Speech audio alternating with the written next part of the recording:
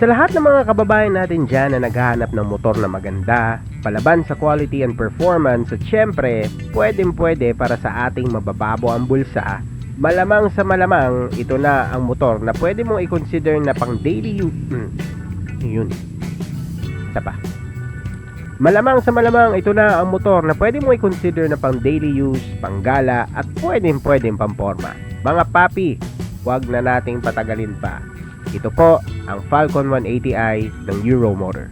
Sa mga hindi nakakaalam, ang Euromotor ay isang Pinoy company. Opo, Filipino company ito na since 2006 ay nagmamanufacture na ng mga motor para sa mga Filipino riders. Marami na din sila mga motor na naibenta at isa itong Falcon 180 sa mga kilalang units nila. Dahil sikat at in demand ang mga adventure bikes and scooters sa panahon ngayon, naglabas din ang Euromotor ng kanilang entry sa ganitong category. Na-mention ko na sa previous vlog ko mga papi, madami ang nagsasabi na copy daw ito o knock-off bike ng ngayon sikat na Honda ADV 160. Base nga naman kasi sa looks nito, akalain mo talaga na Honda ADV. At talagang mga papi, gaya ng sinabi ko sa initial impression video ko na yon, ay may mga characteristics pa din naman ito na sa kanyang price point ay masasabi mong sulit na para sa presyo niya. Hindi kasing mahal pero may mga additional features na pasok sa iyong panlasa.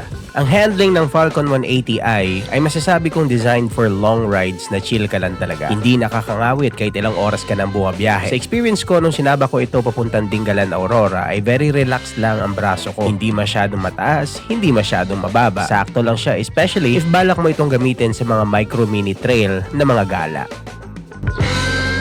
The height of the handlebar gives you enough allowance para kung kailangan mong tumayo, in control ka pa din.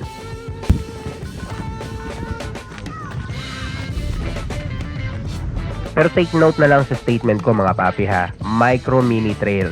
Although identified ito as an adventure bike, personally, yung mga ganitong motor, kahit yung Honda ADV pa, ay hindi naman dapat pang trail talaga. Ibang kategory na kasi yon. River crossing, kayang-kaya kahit na yung mga baha na dulot ng mga palpak na flood control projects dito sa Pilipinas.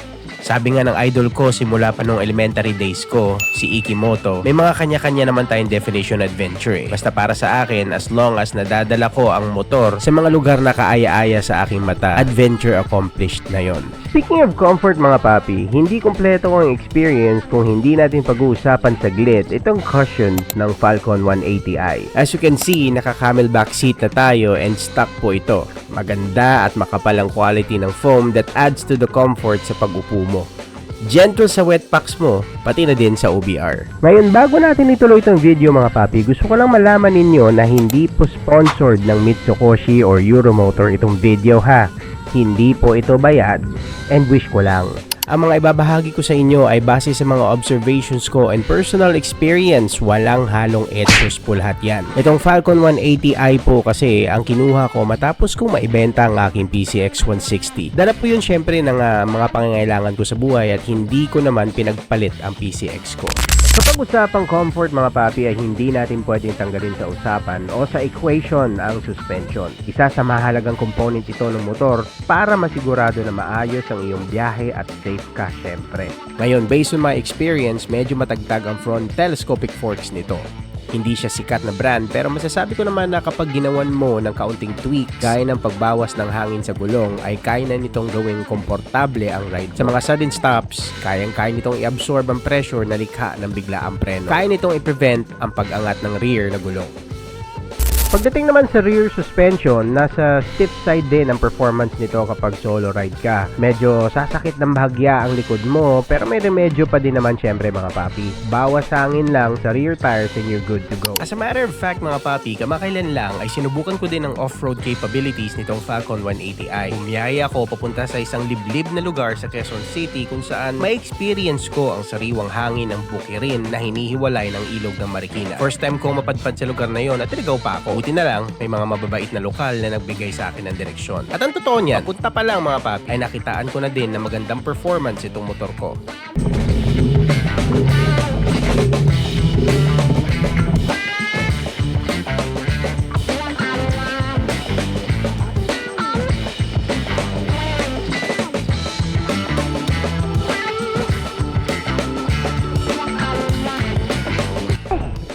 na ba ako?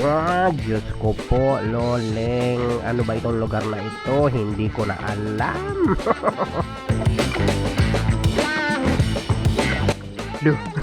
Tulay yun na. Ako ang itim. Diyos ko po, nakakasyokot. Dahan-dahan. Wait lang. And let's go. Yeah.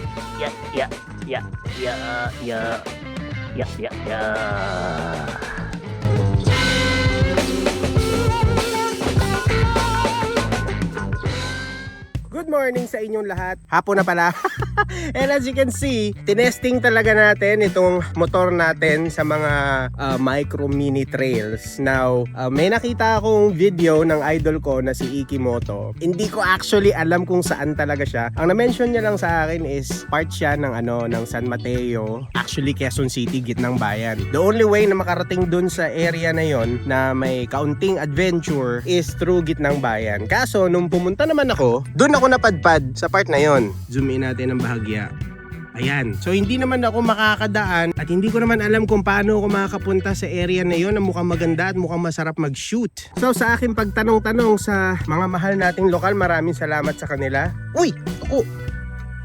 Ang sabi nila is yung daan daw dapat is through Dulong Bayan 1, which is already part of San Mateo. Punta na tayo sa feedback na ibibigay ko about the Euromotor Falcon 180i papunta dito. Kasi papunta pa lang dito may kaunting adventure na rin akong na-experience. Syempre iba ang usapan mga papi kapag putik na ang kalaban natin. Actually kahit naka dual sport ka na tires, mahihirapan ka talaga if alam mo na pupunta ka sa mga ganitong area. It didn't disappoint naman mga papi as long as kaya ng skills mo na pumunta sa mga ganitong lugar. Yung may kaunting putik, maraming lubak, ups and downs, pahon, yung mga ganong klaseng adventures. The Euromotor Falcon 180 didn't disappoint. Sakto yung power niya mga papi para dalhin ka sa mga lugar na gusto mong puntahan, mga mapamini adventures man yan, hindi ka ipapahiya ng Falcon 180.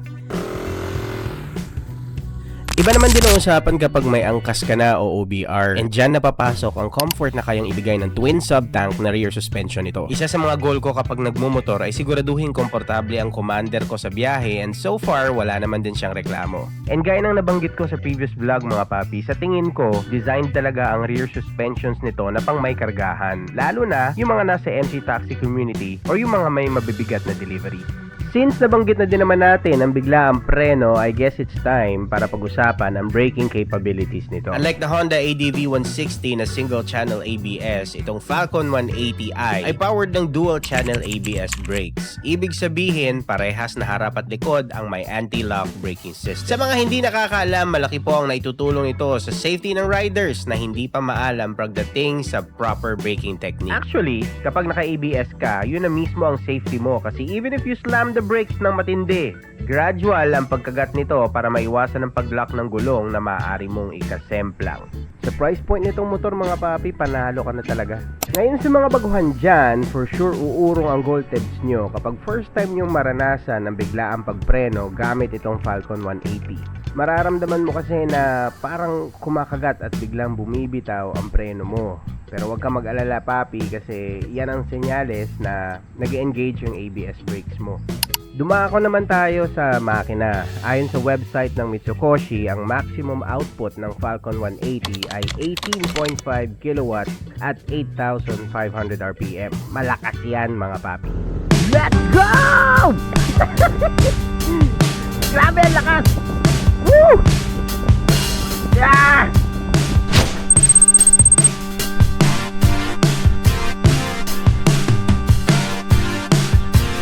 Oh my God! Lupit, paahon pa to mga papi, paahon pa to. Isa pa.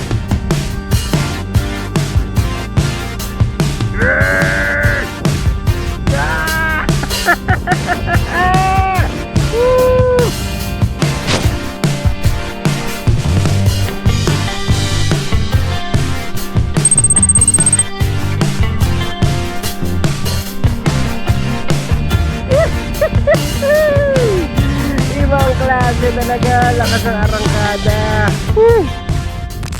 Ngayon mga papi, kung gusto nyo malaman kung ilan ang top speed nito, Pasensya na pero hindi ko sinubukan. Hindi kasi ako maka-top speed Pero may napanood ako dito sa YouTube na umabot siya ng 130 plus kph. At all stock pa yon. Pero sa totoo lang mga papi hindi naman importante na malaman mo ang top speed ng isang motor. Kasi kung gusto mong mas humaba ang buhay ng unit mo, hindi mo laging sasagarin ang performance nito. Mapa Honda man yan, Yamaha, Suzuki, Kawasaki, SYM, Euromotor o kung ano pang brand. As long as kaya nitong i-deliver ang performance na kailangan mo, depende sa gamit ng iyong motor. Para sa akin, yun yung mahalaga. Pang daily use man yan, pang adventure, pang kargahan, o kung ano-ano pa. Noong dinala namin sa Dingalan itong Falcon 180 ay may mga times din na sumundot-sundot ako ng full throttle dito. And this bike did not disappoint. Medyo identical sa ADV 160 pagdating sa handling pero mas malakas talaga siya. And mabilis makuha ang 100 kph kahit angkas ko pa si Commander. Pati ang mga matatarik na paahon, pinanis ng Falcon. Now, imagine kung mag-upgrade ka pa ng panggilid. Malamang sa malamang ay mas malakas pa ang motor na to. Pero personally, all stock lang, sapat na. Smooth ang andar ng makina kahit nakababad ka sa high speed. Hindi ka ma-overwhelm sa arangkada pero kayang-kaya ka nitong bigyan ng sapat na acceleration for various purposes, pang-overtake man o ahonan. This bike weighs about 136 kilograms. Mas mabigat lang siya ng bahagya sa PCX 160 ko noon. But given the amount of power na kaya nitong ibigay, I'd say na saktong-sakto ang power to weight ratio nito. Mananatili kang lapat sa kalsada for long or touring rides and kayang-kaya ka nitong ihahon sa mga matatarik na kalsada o kahit sa mga mini trail adventures mo.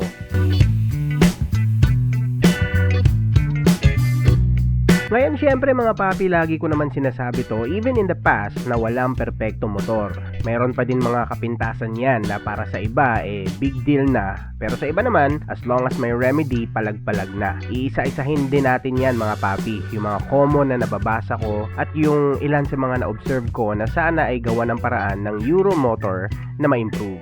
Pero syempre, reserve natin yan sa next video.